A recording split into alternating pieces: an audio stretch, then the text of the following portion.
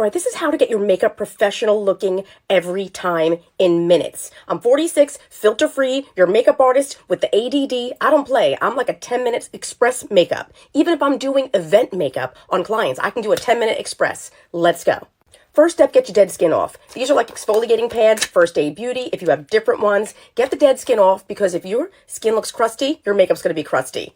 Let's move. Then put on like a hyaluronic, a glowy serum, okay? For under the makeup, just a nice glowy serum. Pacifica, doesn't have to be expensive. I love the Charlotte Tilbury Magic, a lot of great ones. Just hydrate. And just a basic moisturizer. This is a vitamin C Colleen Rothschild, but a nice, hydrating, lightweight moisturizer that goes great with your makeup. Not too thick or it will stick.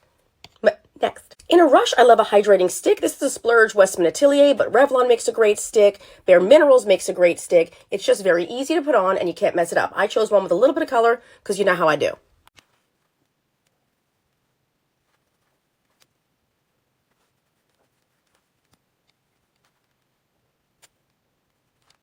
Look at this. I always go with something that has a little bit more color because I like to give myself some color and I could always blend it out. I don't want to look like a cadaver. Okay, then especially 40s and up, it's not good to go too light. It makes us look like just very washed. Then this is a little bit, go a little higher here. Wet n Wild. If you're not sure where the contour goes, every time this works, you put your finger right here in the cheekbone and stay above it for lift, okay? Put your blush right over it a little higher. This is Westman Atelier. That was Wet n Wild. Guess what? You balance it out. Then I use the same brush that had a little foundation on it and I push.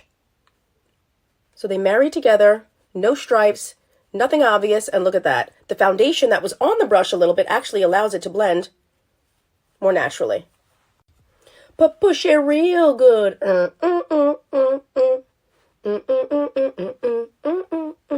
And by stippling and not just rubbing like wild, you're not breaking up the foundation that you just made. Take what's left over on the sides, get a little bit of that bulb, and boom.